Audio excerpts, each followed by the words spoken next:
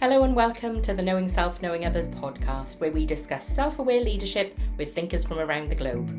I'm your host, Nia Thomas. Join me as we talk to today's guest. Welcome to today's podcast. Our guest is Dr. Amanda Brisebois, and she's a specialist in healthcare coaching, facilitation and mediation for practitioners and healthcare teams. Amanda's also known as Dr. B Free, so it's the letter B, Free. She's a high-level physician executive, and she's dedicated to supporting physicians through conflict. She has a rich background in internal medicine and palliative care and has experienced the unique challenges faced by healthcare professionals, particularly during the COVID pandemic. Amanda's innovative programme guides physicians through 5 modules to address current conflicts. And these programmes focus on recognising conflict early and transforming it into really an opportunity, which allows physicians to reclaim their time and get back to doing what they're good at, which is medicine. With a proven track record in hospital and community-based care, communication, conflict mediation, diversity and inclusion, healthcare management, leadership, and health information, Amanda is really well equipped to lead and inspire that change. So join us as we explore how Amanda turns conflict into opportunity and to really get back to what matters, which is medicine. Amanda, it's lovely to have you here. Please do tell us about your career journey and how you came to this expertise in facilitation and mediation. It's always interesting, this initial question, because it could be a very long conversation. I think a lot of us don't really know what we're going to do in life. I have 3 sons who are in their 20s and they still have no idea. And I keep telling them that's cool because I had no idea either. I don't know how I got here. I did a master's in biology before I did medicine, and I got into medicine because I thought teaching looked cool. I knew nothing about being a physician. And it's just fascinating now how I actually thought that it would be an easy job. I remember telling my advisor, oh, no worries, this isn't going to be that hard.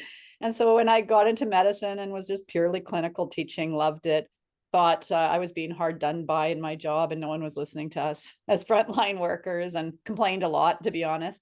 And I got into leadership because I started hitting some roadblocks in that maze of life. And I thought, oh, they're doing it wrong. It's easy to think about it's greener on the other side. So I applied for a couple of leadership jobs and kind of went up that ladder and ended up being the medical director at one of the big hospitals in Edmonton in Canada, Alberta, during the pandemic. And I had done some coaching along the way for my patients because my specialty is chronic illness care. And I thought, oh, I'll ask better questions of my patients, integrate them into their health. And it changed my life. So I really learned to ask open-ended questions and learn about them. So that was a real starting point of this journey of learning about people. And during the pandemic in my leadership role, there was so much conflict. And I would spend hours, I'd listen, and I thought I was doing such a good job and I'm trained in communication, and people would still be upset with me. And I thought, what's happening? Like, why are they upset with me? I put so much effort. And I started to think, what am I missing? And it was outcomes. I wasn't really getting outcomes. And even these high-level people I was working with to try to get outcomes, it sort of would disappear into the abyss, the problem. And so I went back and did a bunch of training in conflict negotiation mediation in British Columbia here in Canada, and became a certified mediator, not because I wanted to be a mediator, but because it was so fascinating that there's actually a process to solve problems. Okay. And really is what got me onto this. Hey, we're health professionals. We like process. Why aren't we really grabbing onto a process to solve problems in front of each other? And then if we don't do that, great, and walk away, why aren't we using the process mediators use long before you hire a mediator and a lawyer? Bring it early into our discussions and use a process to get through our issues to create successes. So I started this, it was probably about 4 years ago, this stuff. And I have a role in Alberta now, which has been spread from Edmonton across the province as a physician advisor. And so I see a lot of people in conflict with teams, and this stuff really works. So now I'm so passionate about getting it out there and telling people we have power. And it's about how we do things. And it's not necessarily what's done to us, as I kind of felt when I was first in my career. You feel so helpless and unable to move things forward, to what we can do. And you can be at any level, if I can say it that way, in our organizations. You don't have to be some, super tippity top high level leader to create change. Yeah. You can be anybody. And so that's how I ended up here. I want to go back to something that you mentioned there. Within my research, it became very clear that there was a link between the patient recovery and improvement and their relationship with their physician, and actually that self-awareness of those physicians had a big impact on that relationship. I'm interested to know what your findings are as somebody who's practiced medicine and been at the very sharp end of those conversations. I haven't had really any patient complaints. I've had one patient concern my whole career, which is 24 years. But I look back on how I did things, and it is so different. Now, when I'm in front of my patients, I stick with what, how, and tell me about questions. Very open, so what's happening today for you? Before I'd come in and say, is your pain better? Closed-ended, yes, no questions. Like, yeah. And I'm like, I'm amazing. And I'd walk out. Now I say, tell me about pain today. And all these open things, or someone's yelling. I don't say, oh, this must be upsetting for you. I say, what am I seeing here? Oh, those open-ended questions are so important, aren't they? No assumptions about them. How do you integrate this illness in your life? People are shocked, patients are shocked. And I tell you, this stuff works for your family, works in front of your patients. But so what you've seen in the literature about patients and how they like to have a relationship with their practitioner, the same goes for physicians, interdisciplinary teams, any healthcare providers and their team. We walk around not really knowing each other well. And then something happens. We think we know, hi in the hall, or we sit at the desk next to each other. But hey, what happened to you in the last week? How are things? And what's going on in your life? Are you willing to talk? I'd love to know you better. It's those kind of things. So when something comes up, you all of a sudden understand them a little bit more, and you know them better, and you're willing to get through something together. And so I think it's quite universal, those concepts. You talk of misaligned expectations leading to conflict, burnout, and disillusioned. What do you mean by misaligned expectations? It's kind of interesting when I think about the wording of misaligned expectations. I don't feel a lot of us have a discussion about expectations. No. So a lot of people get on their team, they may get some long contract. This is your job, you're a manager. Okay, you manage these 4 people. You've got some deliverables. Hey, make sure that you move patients in these ways. Boom. There isn't necessarily a how often do I get this followed? What does a good performance look like? What does a performance that needs growth look like? How often are we going to review this? I was in high-level leadership roles and we didn't review. I didn't have a clue what I kind of got what I was supposed to do, but I made it up. And I even asked, because I do this work. I'm like, what exactly are my expectations in that meeting? And I did this through the pandemic, and they're like, what? You need to be there. I'm like, well, what am I supposed to do? Well, they didn't know. And so it's really interesting. And I shouldn't say, they didn't say it like that. I'm kind of being animated, but I didn't really have clear expectations. I wasn't super aligned with what their goals were. I didn't really understand them. So how can I understand if I'm misaligned or aligned, or where I can improve? And so that's just as much on me as on them. I mean, that's how do we know what we're supposed to be doing? And if we don't know, my gosh, I better ask. And when I was younger, I'm quite introverted. And I'd be very avoidant in conflict or really hard discussions, or any discussion that might make me look that I wasn't intelligent. Yeah. Or if I missed the mark, I was like, I'm going to ask this really high level leader what my job is. I can't do it. But a lot of people come to get help from me now, and they're really smart, intelligent leaders, and they don't know, and it's not their fault. So I say, hey, if we ask things in a really open way, I'm really worried. I'm not sure what the expectations are. Like, we ask it based on what I'm feeling, not telling someone you didn't tell me your expectations. That doesn't work. But if I say, I really want to do a good job, and I'm worried, I'm not sure what a good job looks like. As you're saying that, I'm reminded that I had a job not so long ago where I didn't have a job description. And I remember asking for it 2 or 3 times and being told that actually I have an expectation that my senior leaders write their own objectives. And I thought, I'm sure that's not how it works. So that idea of you have to have some direction, and that has to come from your strategy through your senior leaders. And it doesn't mean that asking the question means you're incompetent or incapable. It means you need clarity on the direction that they want to go, because your guesswork might be quite different. Exactly. And if they do want you to write your own objectives, that's cool. Like, I'll go write them. Yeah, What would it look like then to get yeah, input on those? If I'm in the right direction, relative to what people around me want, leaders around me want, I would like some feedback. How do I get stakeholder input on my super well thought out objectives? yeah, Because then you might get a complaint later because you weren't on the mark. yeah, Well, you indeed. weren't sure. And that's all process. It's all kind of a definition of what does the process look like to align expectations. How has your extensive education and experience in conflict resolution, equity, diversity, inclusion, how has all of that really shaped your approach to leadership in healthcare? It's funny because when people read my bio, it's just embarrassing. I think, why did I do all that? I know why I did all of that. I felt incompetent. And there's a principle, it's called Peter's principle, where you keep getting hired into higher level positions. And then at one point you can't do it anymore. You don't have the training you need. Yeah, And a lot of us as leaders don't actually have the training that we need to be in that position. Didn't have to be a mediator. I've got a healthcare leadership master's. I have all this training in equity, diversity, and inclusion. I didn't need to get certifications and all that. I was a physician. I'm a physician. That's what I'm trained at. We're all trained in different things. I really needed someone to say, hey, it's okay that you don't have a degree in all these things. What you need to know is who around you to reach out to.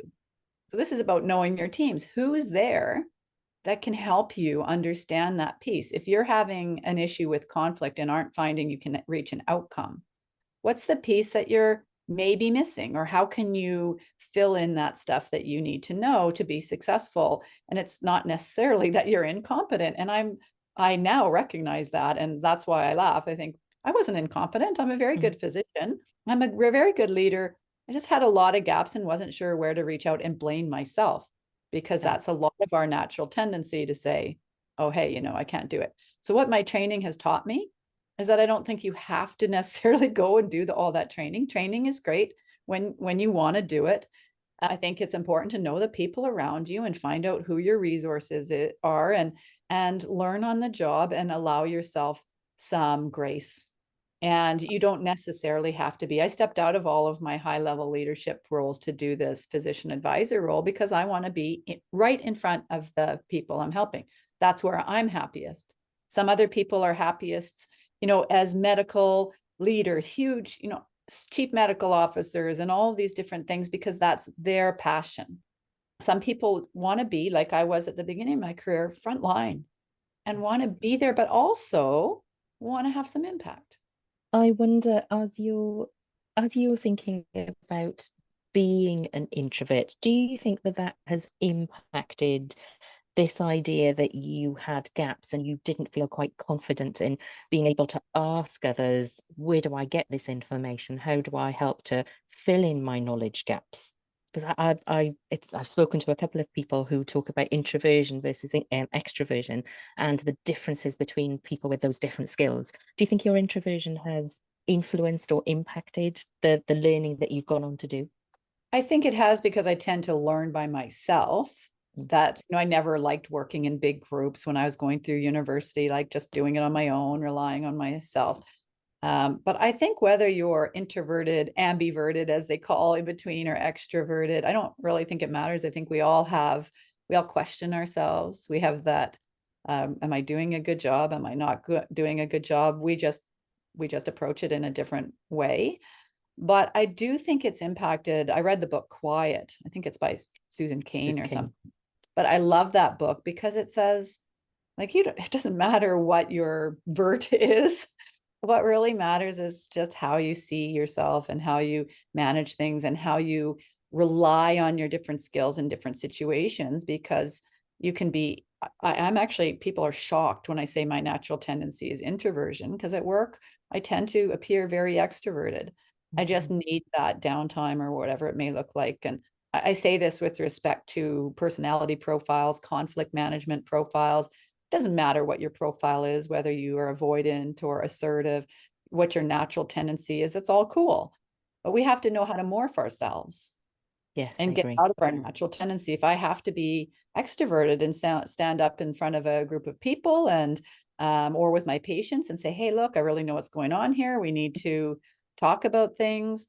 I need to morph into a bit of an extroverted state and know how to do that. But then I have to honor that introverted piece and say, okay, well, after a full day board meeting, I'm going to go hang out and take a walk, and maybe I'm not going to the event at night. And I actually just say to people, hey, I need that space. So whatever that looks like for you, and people are really receptive when I just put it out there. I used to be afraid to put it out there. Mm. So I think that's what I've learned is it's okay for us to say who we are and what we value. In fact, then the person next to us might have more compassion for us too.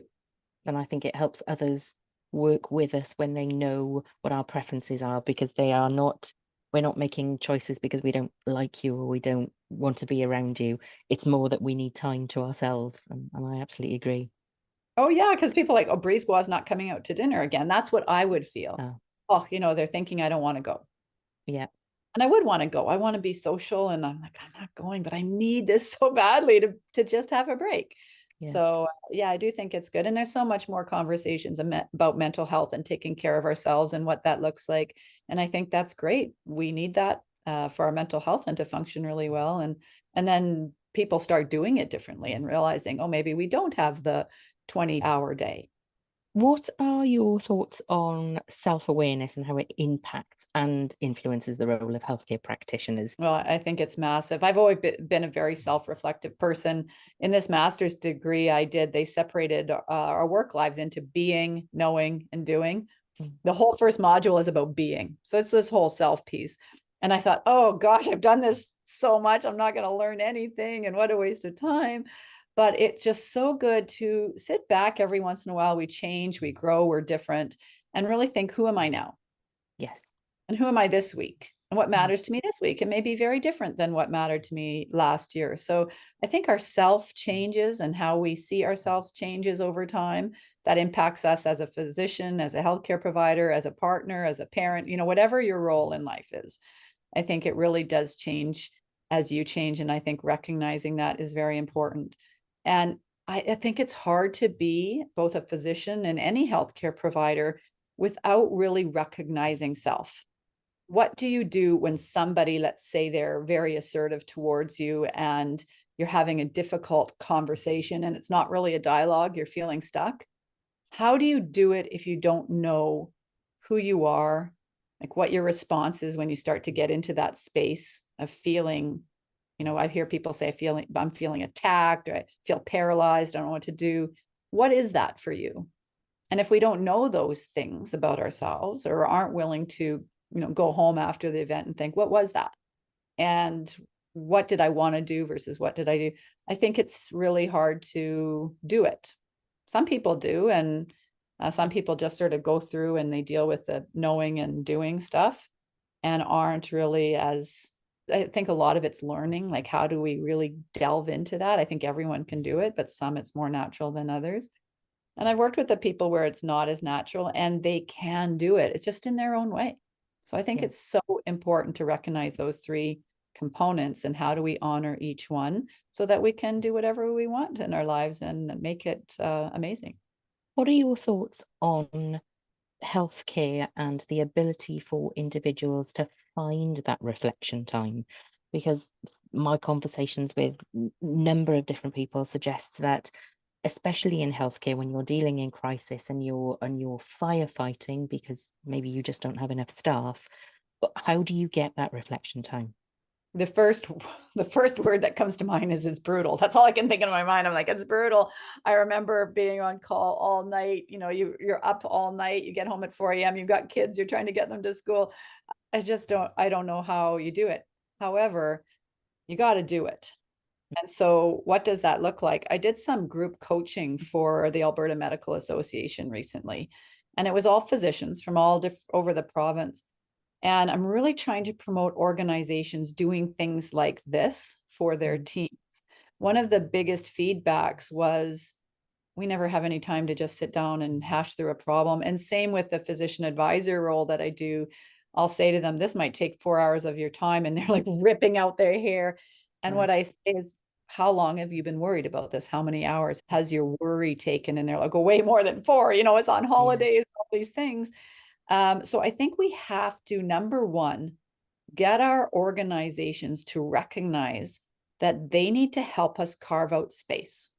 Because if our employers, and this goes back to expectations, if our employers, as physicians, I never had lunch. I didn't drink any water just so I didn't have to go to the bathroom.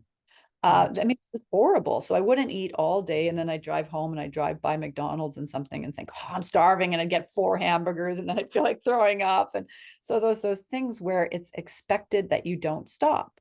So I'm hoping that these kind of conversations, they go back to a team and then a leader saying, I actually need, half of a clinic slot to just sit. And maybe I'm not going to see 30 patients that day, or, maybe my day is going to be half an hour shorter. So I can actually reflect. And that is just as important in my job as me getting the doing stuff. The being stuff, creating space to do the being stuff is just as important.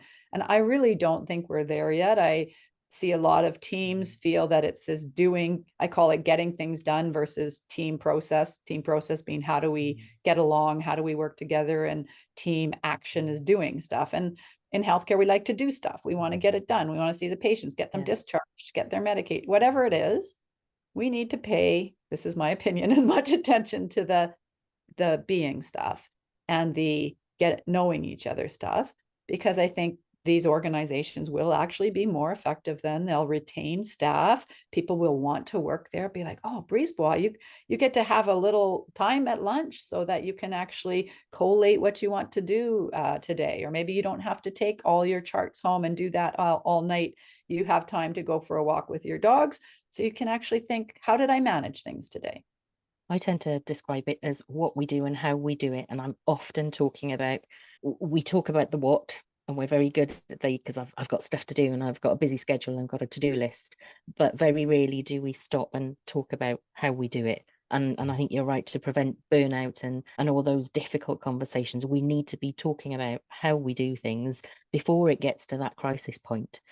I recently had a conversation with Radhika Nair, and she was instrumental in bringing out the Civility and Respect toolkit for the National Health Service in the UK. I'm interested to know about your thoughts on civility and respect in the workplace. There's lots of catchphrases that come up in our worlds, psychological safety, civility in the workplace. There's a lot of talk, bullying, all these things. I am a big believer that it's about how do we respect each other's differences and how do we behave one-on-one. So these unplanned one-on-one conversations, and then what do we do if we walk away and we don't think it went well? And this is all about what I feel civility is. Civility is how we treat each other. And how do you respond when I say something that's the opposite of what you believe? And for whatever reason. And I always say, if we embrace that you are going to have so many things that you believe the opposite to me. And I am really curious about that, because I will get a better solution to whatever I'm thinking of doing, like being humble and thinking my solution will be better if I hear everyone else's opposite.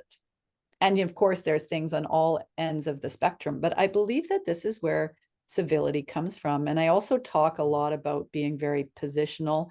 And what that means in the sort of mediation and coaching world is many healthcare workers and leaders are trained to be definitive and positional. And that means they say something as if it's a fact.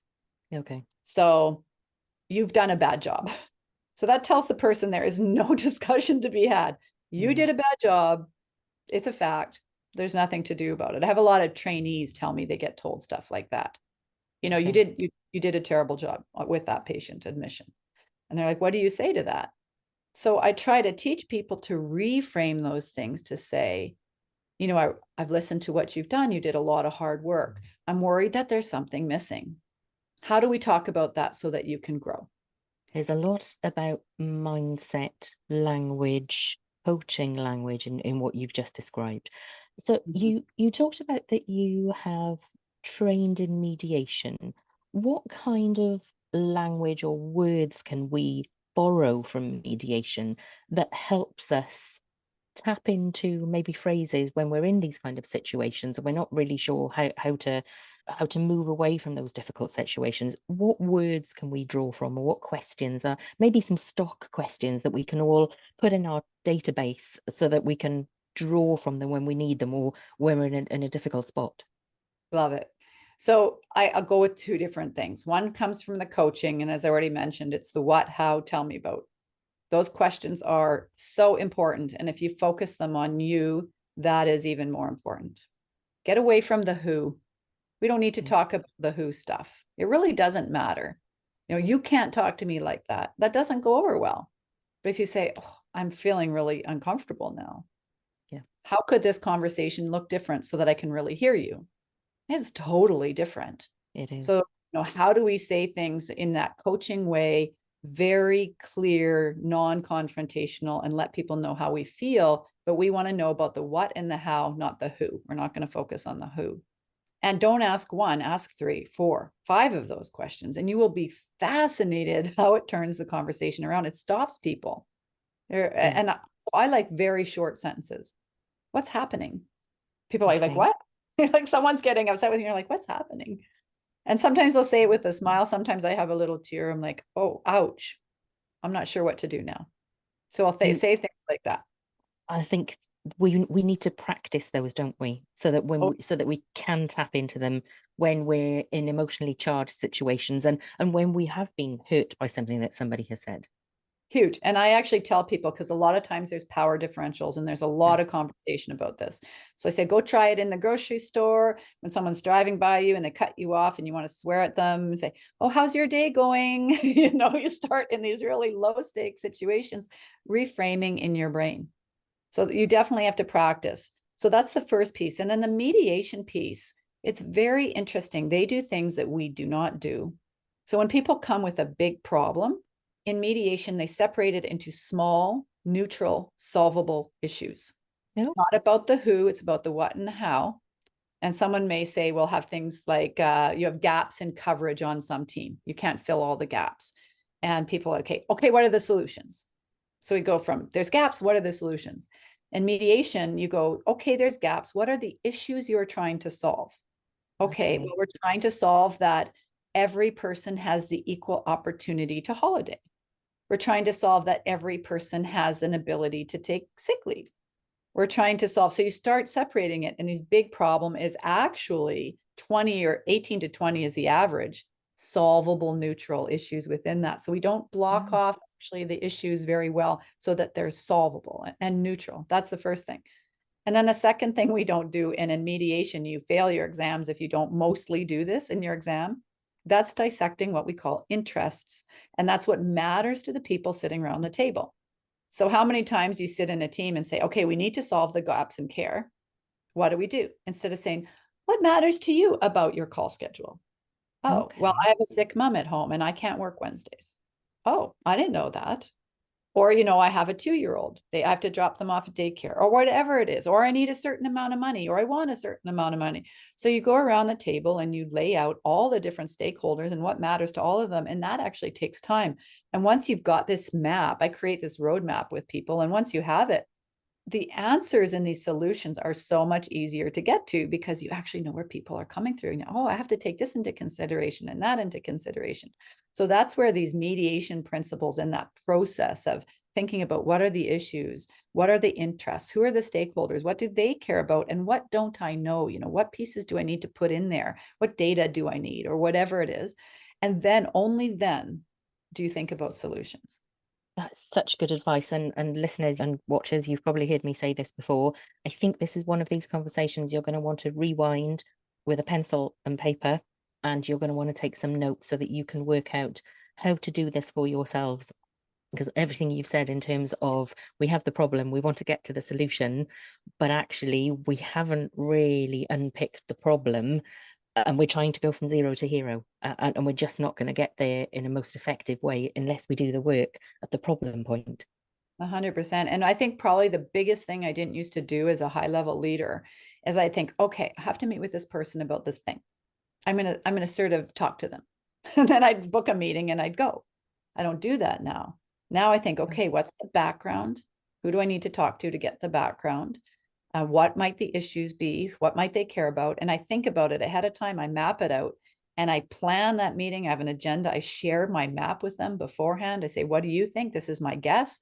And I plan. Never used to put that investment into having sort of conversations or working through issues that I do now. And it makes such a difference when I help people plan to go, for example, have a discussion with a leader about an issue they're facing.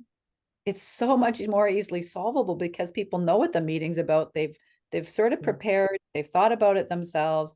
And so the planning is just so critical. And it takes time. So we tend to think, I don't want to do it, but you'll get resolution so much quicker and you'll feel so much more validated and happy and know that you've thought about yourself and them. And it's really the way to go, but it is hard to kind of morph yourself there and you have to practice. Yeah, definitely. You've really got to plan, reflect before you go headlong into something. Yeah. I'm interested in your thoughts about physician leaders because I think being a leader and a physician is a different kind of leadership role. And I think it really does link those hard skills and those management skills. How do you define a physician leader? How do you talk about a physician leader? Because it's not the same as talking about me. I'm if you like, I'm an operations lead, but I don't have that clinical element. How do you define that? This is a very big question. So I'm going to dissect it into something small, I guess. I did my master's thesis on the physician voice in the healthcare system. And Oh, in fact, fascinating. there was a gentleman from the UK there, so it was really interesting. Physicians, when we finish medical school and you're a physician, there's this assumption that you're a leader. Okay. You know, in the community and, oh, you're a doctor. Oh, you must be a leader. So that's interesting. This definition of physician leader goes all the way just down to someone who's frontline, like I was at the beginning of my career, to someone that really has a labeled high level physician leadership position. So very different, but I'll stick with maybe the labeled position. So you've got a chief medical officer or zone medical director or something like that. One of the differences with physician leaders is often it's a very small part of your job. So they still do clinical and then they do these physician leadership jobs off their desk. The expectations, though, of many people on the team are that they are full-time doing the leadership job. And so there's these discrepancies between operational leaders who probably have a full-time job as a leader, and then a physician leader who has this tiny piece. And also this whole assumption that you are a good leader when you're a physician. So other leaders may get put in their positions because they have leadership training. They've sort of gone into different areas that actually help them be good leaders. Many physician leaders historically have been, as I'll say, tapped on the shoulder to do a leadership job because they're good doctors or they've been around for a long time. So now you're the leader, but they may not have those same skills. So you're going to have a real different variety of people in these physician leadership jobs. And they're also, and this puts physician leaders in a very strange position, they are cross-sectional colleagues with all the people that they're leading in general. So, you know, when I was doing internal medicine and the facility chief of internal medicine or the medical director of that hospital, all of a sudden I'd pop down the next day and I'd be admitting patients as an internal medicine doctor in the emergency room alongside all the colleagues who I'm supposed to be leading. So it puts you in a very awkward, strange position because you are same yet different. Absolutely. And I've seen medical directors who have had clinics. And not until you're saying that am I thinking, yes, absolutely, you have to go from being manager of people to being a peer, and you have to keep bouncing between these different levels. That is complex if you want to manage relationships well. So complex because I'd be on one night and the next night I'd be calling someone that they had to admit someone to their service when they didn't want to. And I'm trying to be cognizant as the night before I was the person who didn't want to admit them to my service. And so I'm always trying to think, not the who, just like I was saying before.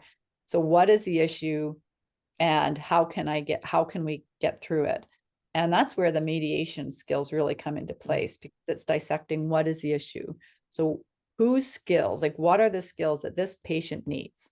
And so I can ask each doctor, what are the skills that this patient most needs? If you had to, write that down for me, the top 2 skills the patient needs, this skill and this skill, what specialty has those skills? And they're like, Very well, interesting. so if it's yours, how do we get them those skills? Even if it's not admitting them to you, how do we get those skills?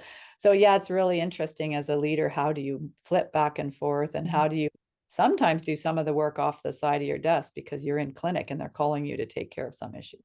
Yes, absolutely. Just before we go, my final question, what are your predictions for the future for physician leaders? And in particular, what skills do you think they're going to need for this new workforce that's emerging, and our new expectations around our purpose, our value, and our engagement in the decisions that the organization is making strategically? Well, I wouldn't be doing this work if I wasn't an optimist. None of my 3 kids, they're all just finished university, and no one wanted to go into healthcare at all. And I truly believe that we can change this system so that people want to work in healthcare. And I think that's by having people in the system that allow themselves to be vulnerable and to really listen to each other and not be right, not be positional. I can put something out there that people disagree with and it's going to be cool. And I do think generations as they come up who have access to all this stuff online. I mean, look at you and I. We're all the way across the pond, as you say, and we're chatting with each other. They have access to all this stuff. How can we get in front of each other and really listen and dissect what each other's going through? I mean, there's a lot of stuff in the world that's bad that's going on. I think each of us can make such a big difference if we just say, I'm okay being maybe not being agreed with. And I think that's hard for people. That means we have to be brave. We have to be vulnerable. And, we're fine if we not right all the time. And I try to tell leaders, that's cool. Like, embrace having an idea that didn't work. And that you learn the most from that. The best parts in my career, when I failed, I've learned the most, and they've turned out to be the most valuable.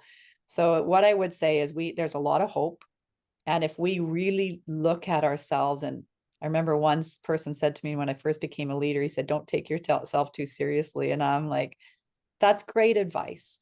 Enjoy your life, carve out time when you need it, and ask for time if you don't have it, and just respect yourself and trust yourself, and have some vulnerability that you don't always have to be right, and ask lots of good questions. And I think we'll be good, but it doesn't mean that we won't have any blocks in our maze of life. And that's the blocks that are the coolest. You just have to take a few breaths as you hit one of those and think, okay, what are the issues? And have a process to get around the block, and then move on. So those are my thoughts, but I am very hopeful. And when I hear people like you reaching out to people like me, I think we all make a difference, all these pieces. And I really, truly believe that. Oh, that's brilliant. And that's a wonderful way to finish our conversation. Dr. Amanda Brisebois, I've really enjoyed the conversation. I think the clinical leadership and people leadership coming together is a very interesting model. So it's been brilliant learning from you. Thank you very much for joining me. Thank you so much for having me. It's been great. Love it. Thank you for joining me on today's episode, where we aim to develop self-aware leaders around the globe to generate kinder, more respectful and creative working relationships through reflection, recognition and regulation. Head over to my website at knowingselfknowingothers.co.uk to sign up to my newsletter to keep up to date with my blog, podcast and book. Looking forward to having you on my learning journey.